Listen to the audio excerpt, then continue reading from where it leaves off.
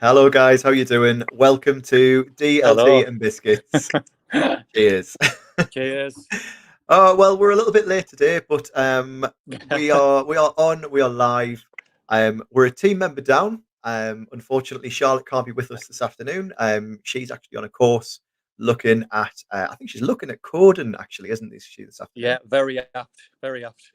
Yeah. So I wonder if we can provide any more information than the guys on her course. I'd be interested to see who's delivering it and actually what they're recommending for Yeah. coding in the curriculum. We've also got Stephen with us. Hello, Stephen, on his phone. Hello. Yes, Hello. on my phone. Yes. That's why we're late, so I apologize. No, it's all good. It's all good. Technical issues.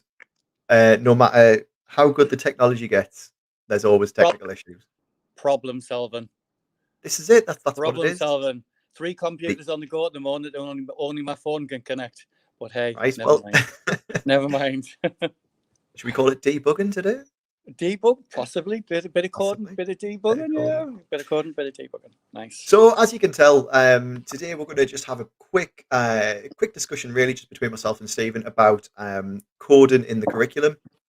I've got some resources that I'd like to share. Cool. My turn to be the little spotlight, and I've tried to sort of structure it with all key stages in mind, really, going from the very littlest ones all the way through to, well, sort of unlimited, really. Mm. Ideally, sort of key stage 3 and beyond, depending on how creative you want to be with it. But I thought it just might be interesting first, just to discuss, Stephen, why we push coding so much in I know. education. I know. And why certain programs we push as well? Because Absolutely, obviously, yeah. there's, do you know what I mean? Obviously, it's fundamental now, isn't it? In life, coding. I think everyone in my group in Year 6 wants to become a coder Yeah, or a gamer, yeah. and that's where it's going. That's the philosophy of life at the moment. But it is all around us, isn't it? Everything's coding Yeah. from a drinks machine where you go and get a drink bottle from a machine. It's all coding, and I think for children they don't realise that. No, the way I kind of sort of talk to my children, I've got the same age. I've got year sixes as well. I talk about workflows a lot. I use that term because workflows kind of sort of encapsulates everything digital and not digital as well.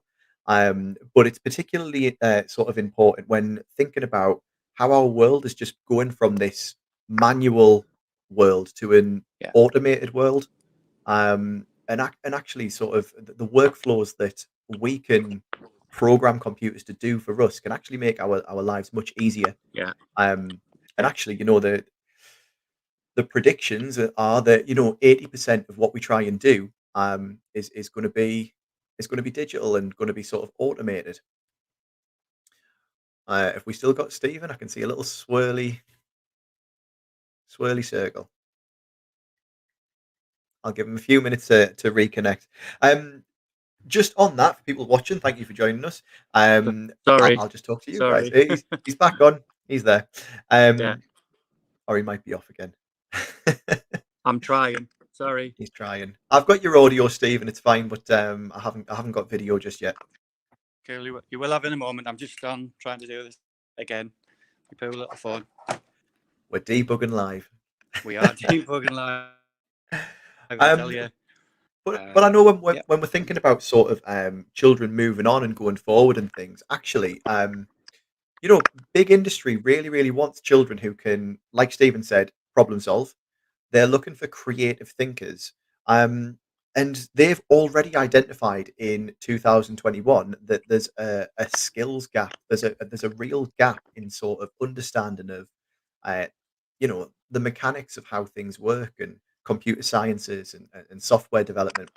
Um, and one paper that I was reading recently actually sort of identified the skills shortage within girls coming out of school. Unfortunately, we're still in that situation where many more boys take computer sciences, into key stage 4, further education and things. So anything we can do Yeah. to kind of level that playing field and close that gap, and just search for a little bit of equality is going to be really worthwhile. How are you doing Yeah, technology-wise, Stephen? Are you okay? I'm over by the window on my mobile data now. I was talking I was Holding talking the to it. phone up by the window, so apologies for that. But yeah, No, why it's not all go good. for it? The lighting is fantastic. It is right above my head, and it's sorry. Um, Technology, what can you do? Do you know what? You just got to go with the flow. you Do you do. know That's what I how mean? it works. And try and get it working as best you can. It reminds me, I was talking to an army friend of mine once, and he was part of the engineers, and he said we've got this thing. Apparently, it's sort of like standard procedure. It's Yeah. called 6-inch calibration. Have you heard of it? No. No, you just drop something from 6 inches onto a hard surface and see if it works. I'm sure my iPhone will love that. Yeah, apparently, like, it's one of the first things they try. In technology, Excellent. we Well, turn it off and turn it back on we again. turn They it do back off and 6-inch turn it on. I calibration. know exactly. I know what you're saying though about obviously girls and equality as well, and it is because obviously you watch things and some of the computer programmers and access at university and colleges and jobs. Do you know what I mean? The potential's there. Yeah, Years and years ago, I used to do a computer club for girls when it was kind of like pushing girls into it, and it yeah, was everyone loves it. Everyone, from whether you're 3 or 4 or whether you're mhm, 70 or 80, you yeah, can all access it yeah. at some part. It's just whether you You want to can. take it that step further, can't you? And I know enjoy there's it and then run with it and obviously potentially get a job from it. Because yeah, everything's automated outside. It literally all is. You go yeah, at the airport, it's all automated. yeah. It's all coded. There is a group up in North Tyneside. Their Twitter handle is the Digi Ladies. I don't know if you've seen them Right? on No, Twitter, no, that's yeah, um, cool. but it's one of the schools up there really pushing about girls who can code, Yeah, yeah, and just really trying to sort of raise that profile. And I think that's yeah. really Of really course, of important. course. And yeah, like I think the way the computer sciences are portrayed in the media as well is still a little bit old fashioned. It is. Um, it doesn't always sort of celebrate, diversity and sort of equality in the way that maybe it should. Yeah, But anyway, yeah. So we kind of know why it's so important. We know where our children are going, and the answer to that question is actually that we don't know. That we don't know the future, and that's the only no, thing that we can be certain about. yeah. The one thing that we do know is the fact that technology is not going anywhere, and if anything, it's playing a bigger role in our lives. So actually, it's important that our kids know exactly, or at least have the skills to move into that world. I Yeah, think that's really important. yeah. I think especially after the last year we've just had, Totally, it's just shown the skill set that people have needed and how to absolutely, obviously apply those skills. And yeah, obviously, I think as the children get older, how to transfer them. Do you know yeah, what I mean? And absolutely. that expectations of those transferable skills, because it's not just coding. You can code in various amounts of various areas, various subjects, Well, various topics. this was the next thing I was going to get onto actually, because although I work in a school with one-to-one devices, some of the coding that we do is, unplugged. We don't use devices for all of our coding Yeah, lessons. yeah, A lot of what we do is outside, giving instructions to each other, hmm um, drawing using chalk to draw on the playground, drawing hmm routes and things, and hmm problem solving like that. We do things with like post-it notes on tables and sort of yeah, trying to sort of direct people and giving sort of commands and instructions. And a lot yeah, of the language that we build up before we even go on screen on device is built up through small steps like that. And actually, when I speak to my staff about coding, they're so much more positive about it now than when yeah, I first arrived at the school and was like, yeah. "Right, this is what we're doing." Um, Do you not think it's a stigma attached to it? You've got to go and use coding. Do you know what yeah, I mean? But actually, yeah, when you kind of unpick those algorithms, they're just instructions.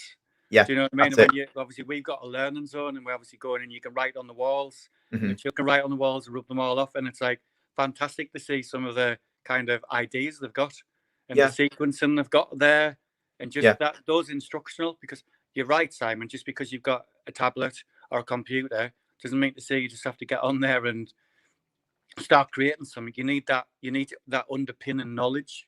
absolutely. And I'm absolutely certain that professional app developers, or people who do this for a living, start off with a pen and a Yeah, piece of paper, or yeah, a whiteboard pen and a bit of glossy paint on the wall, and they yeah, start and throw their ideas around first, you yeah, know, off screen.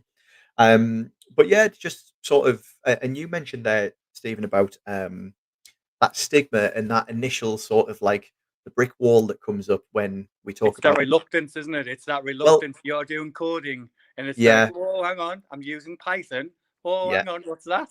yeah, Yeah. and you Uh, know what?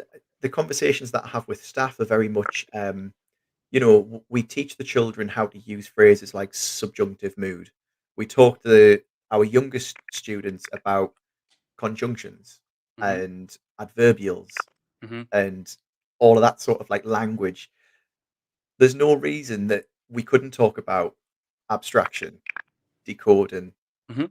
algorithms, from the Debugging. Yeah, of debugging, yeah. course. Yeah, Um, and once those terms are actually broken down, yeah.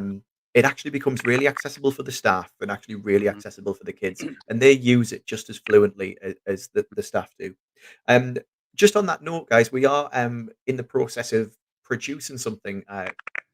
It's going to be sort of a glossary of terms, isn't it? Yeah. Just in terms of like, Charlotte had a great word for it. What did she say? I It was can't like remember a what she said. Yeah, yeah, it was like an it was idiot's guide type.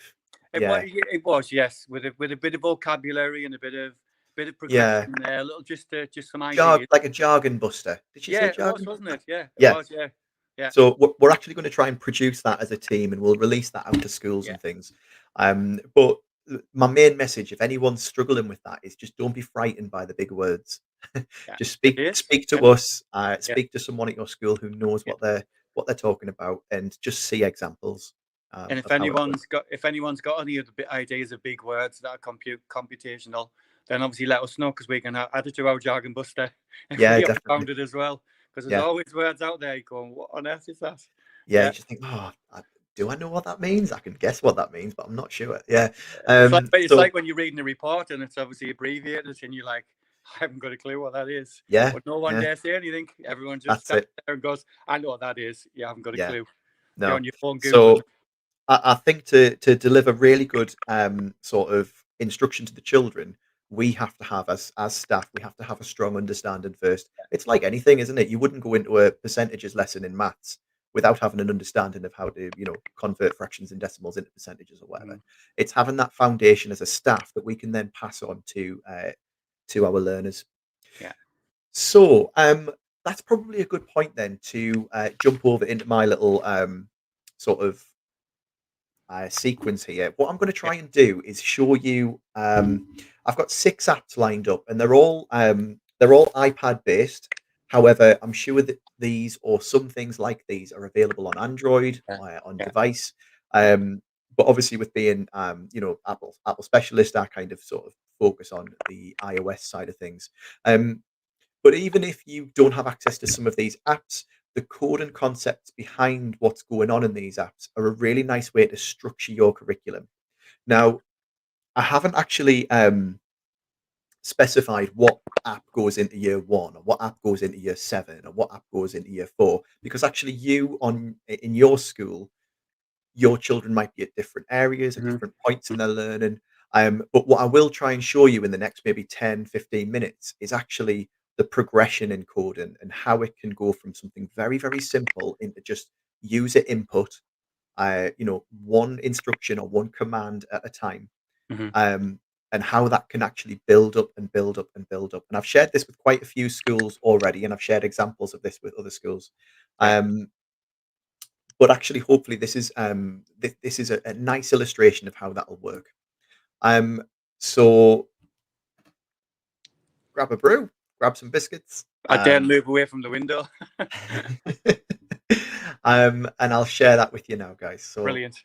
Thanks, cheers, Simon. David.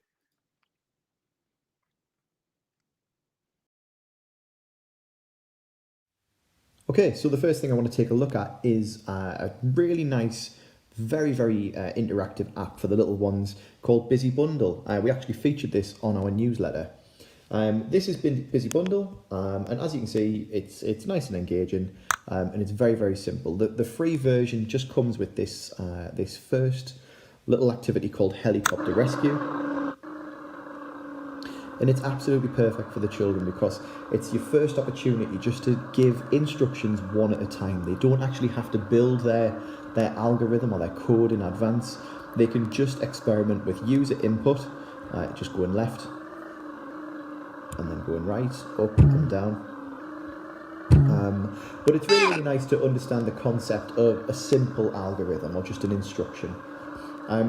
They can predict what's going to happen when they press certain things. So when they press the button to pick up the little gump bin fella in the bath, they can predict that that's what it's going to do. And it's just all about solving simple problems. So I can see here that I need to get the sort of pink and red cow in the pink and red bath. So we'll take him over. And again, it's just about that user input. And I can see I've actually got a problem here. So a little bit of problem solving. I need to take this guy, take him out of the bath. And I need to put him over in the jail so he can't escape or go anywhere. Drop him in there. The kids love the noises. Staff not so much. And then my final cow, I'll take him a bit closer so I'm not going to miss.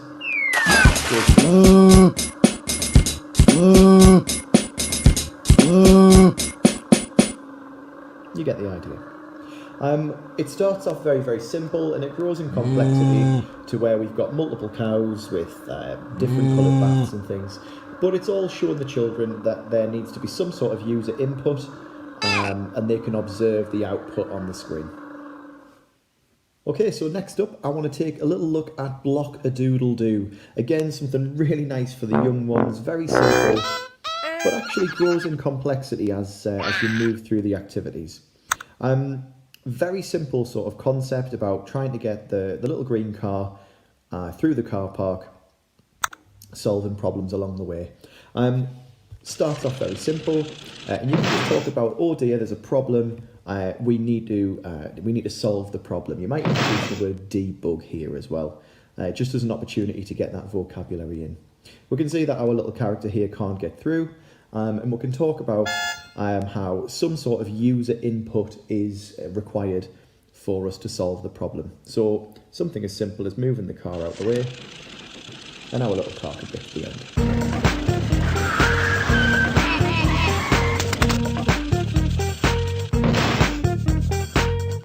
And then invariably we get to a second problem, and again the problems grow in complexity as they go along, to the point where we get things a little bit more complicated like this, where we also have other characters on screen who are no doubtedly going to get in our way.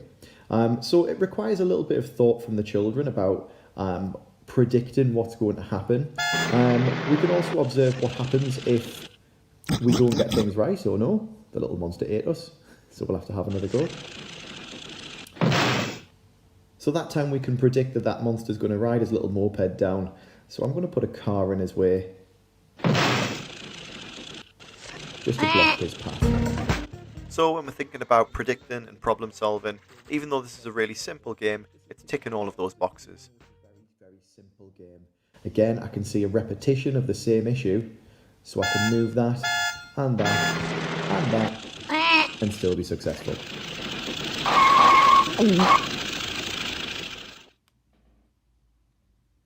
Okay, so next up, let's take a little look at Box Island. A lovely app for children in maybe Key Stage 1, end of Key Stage 1, start of Key Stage 2. And we're just going to use the hour of code here. You can pay for some or all of the content, but there's enough here to get started. Just looking at your first introduction to block-based coding. You can see here the children can just pull across the commands to build up their first lines of code. And they can actually just click on the run button to test it and see if there's any issues. I can see here I need to take another forward step, and there's no penalty for getting things wrong. They can just move things around and drop them in, and if they don't want them, they can take them out just as easily. Here I've been successful.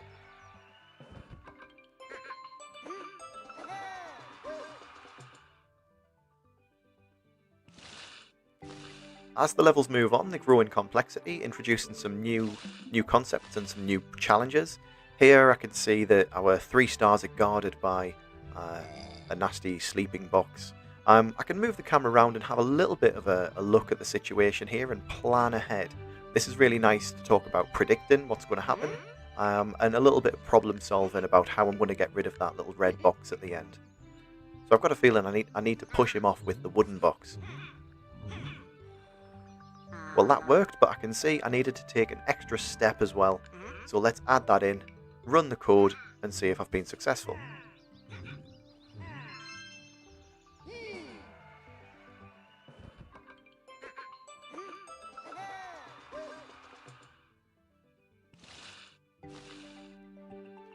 What's really nice for the children is that on the left hand side, it's very, very clearly stepping through the code step by step by step. So you can actually analyse and look closely at what's going well, whether there's any patterns that repeat. There is in this case, so I'll put them in. And it even leaves a little footpath of blue squares on the tiles on the floor where you've been, so you can retrace your steps really easily.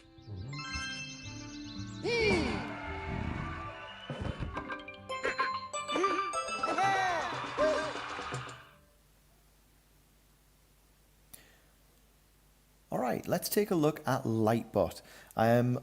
Lovely app, really nice and easy to use, and the children really enjoy this one because he's quite cute.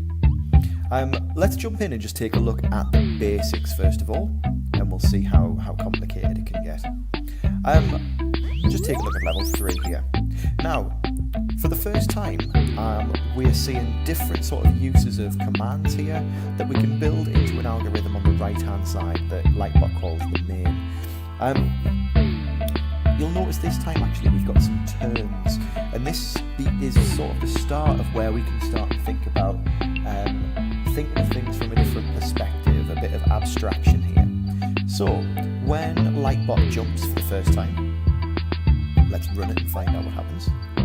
You can see she hops up onto the first column, and I'm going to have to make a right turn. We can talk about clockwise and anti-clockwise, we can talk about 90 degrees, and then I'm going to need to jump again and make another right turn. Let's run that and see what happens. Okay, really nice. I can see there's one more jump to do. Pop it in, and we'll run the code. Alright, and then the final thing is I need to toggle this switch, so let's turn on the light at the very end. There we go, we've been successful.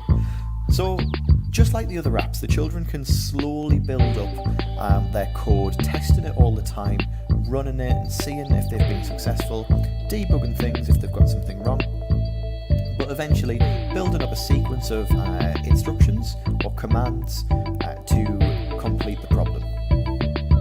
Let's go a little bit further into the system. So here we're going to take a look at procedures, and this is kind of like building functions that repeat. So you're really getting the hang of using process 1. So here's a tip. Process 1 is very useful for patterns of commands. So I can see a pattern automatically here. I can see that I need to go forward 1, 2, 3 and light it up. So actually, let's put that into our process. Again, we can call this building a function. So 1, 2, 3, and light it up. Now, if I press run, nothing will actually happen because our main code, the actual commands that we're going to give to Lightbot, is empty. So let's pull up this P1 and tell it to complete P1. There we go. So after it's done that, I want it to turn anti-clockwise 90 degrees, and I also want it to hop up onto the next platform and turn again, and then I want it to repeat P1. So let's see if it'll do it.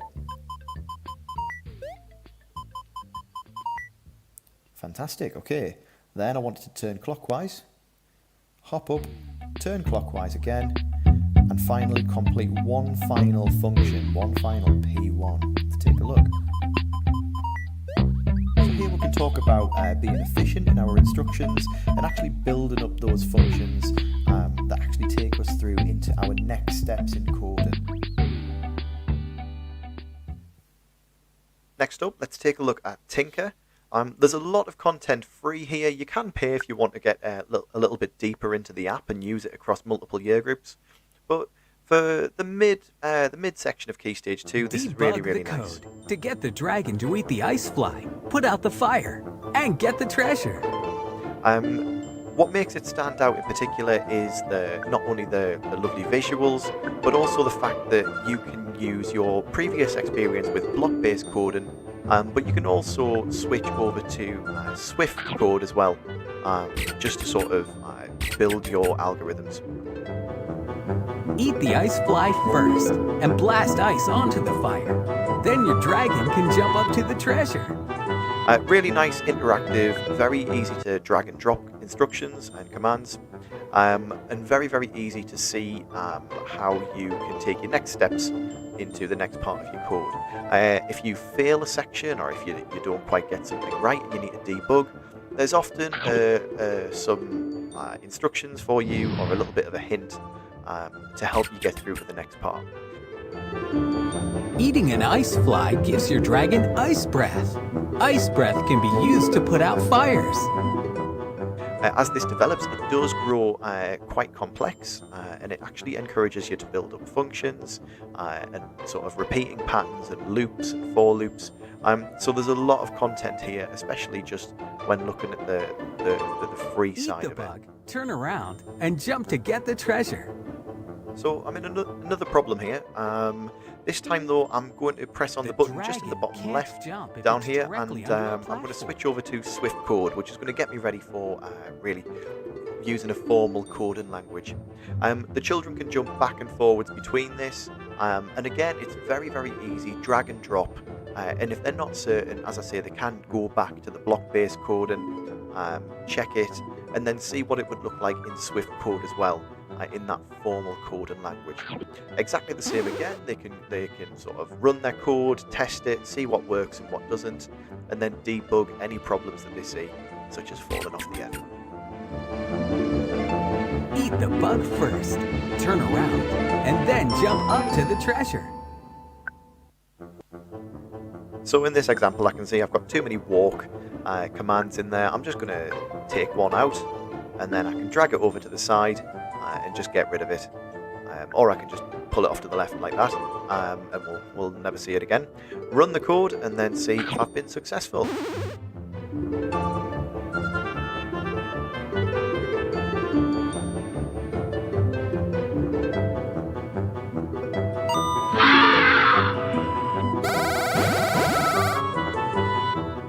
Okay, so I just want to take you over to one final part of this. Again, just in the dragon eggs section of Tynker. But you can see here that there's a bit of a pattern to what I need to do.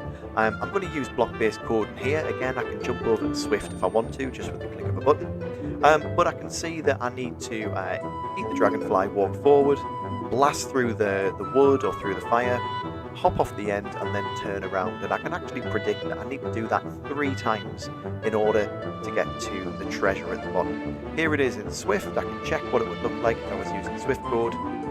Just looking at my functions and then looking at my for loops. Really interactive, really easy, because it is literally just a click of a finger to move things around. Again, if you see a problem, which I can here, I probably haven't got enough walks in my code, I can just go in, drag in my sort of edits, and then run the code one final time, and hopefully we'll have some success.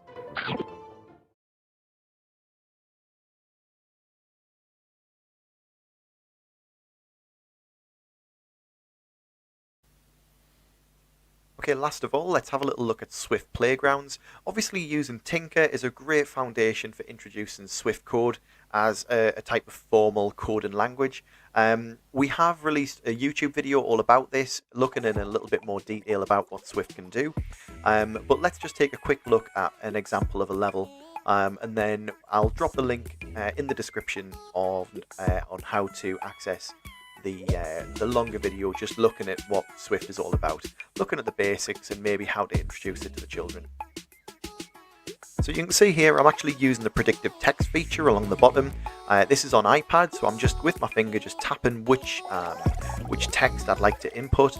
If the children want to feel like real app developers, they can type in their code using camel case followed by parenthesis, and that really gets a good reaction, particularly from the older children, because they do feel like real app developers. In this example, the children have been posed with a bit of a problem about not being able to turn right, so they're having to turn left 3 times. And then in the following lesson, they're shown how to actually build this into a new behavior by building it into a simple function called turn right. So when they put 3 turn lefts in their function, every time they type turn right after that, they'll be able to see that he actually makes 3 left turns. And it's just about sort of understanding how computers work, and if the computer can't do something that you want it to do, then you can build that function to try and solve that problem or meet that need. Swift's an incredible piece of kit. I see it as a primary school teacher as very much an end point as what we can build our children towards. Our children who really excel with coding can get quite deep into this, and I'm certain as they move into Key Stage 3, there's lots and lots of possibilities for them to extend their understanding of code by using Swift code. The lessons are all really progressive, and it's obviously really engaging for the kids.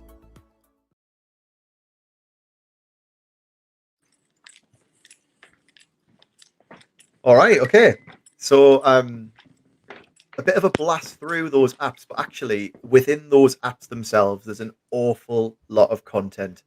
And one thing that just struck me during that was the amount of language and the amount of vocabulary that was used. All I did was I just started scribbling. Excuse the messy handwriting, but I started scribbling down vocabulary that came up on there. But I got up over 20 bits of code and language or code and vocabulary that our children really do need to get to grips with. Things like algorithm, output, toggle, debug, analyze, patterns, abstraction, Right, I loops don't and think for loops, I'm back behaviors. stage now. I think for some reason I'm back in the show, but Simon's trying to get on there anyway. That was really interesting. From my point of view, it was just to see the progression as well in the variety of apps that were out there, from Lightbot to Tynker, right up to Swift Playgrounds, which is really very clever for the children, because obviously they're using things that they're used to. They're looking at games that they play maybe at home, and they're actually unpicking that game, I think, and that understanding for the coding, which is really, really good. And you could see right from the very basic game with Lightbot and Box Island, where it was very, very simple, but very, very visual, very, very colourful for the children as well, which is really interesting. But as Simon said before, it's kind of, if you've got those applications and the software to do that, the hardware to do that, use it, but don't use it all the time, because obviously children need to know that obviously there are other things out there as well, which is really very, very beneficial. At Throston, we use things. We've got a scheme of work in place where we use things like for reception, where it's ears for algorithm. So it's very much based on a very hungry caterpillar, so to speak. And you go through that sequencing, the computational thinking of it and the processes, but they get to learn about the vocabulary that they need to be. It's really good. So I've been muted, now I'm unmuted. Can you hear me now, Stephen? I'm just going to take Stephen out of the call there, because I think he can see him, but he can't see me. I'll drop him back in. Have you got me now, Stephen? I think we're trying to get Simon back. Okay. What I'll do, guys, is I'll round it up there. And what I can do is anything additional, we'll send out with our newsletter. I'll drop it into the description. And like I said, we've got an awful lot of content coming your way on our YouTube channels as well.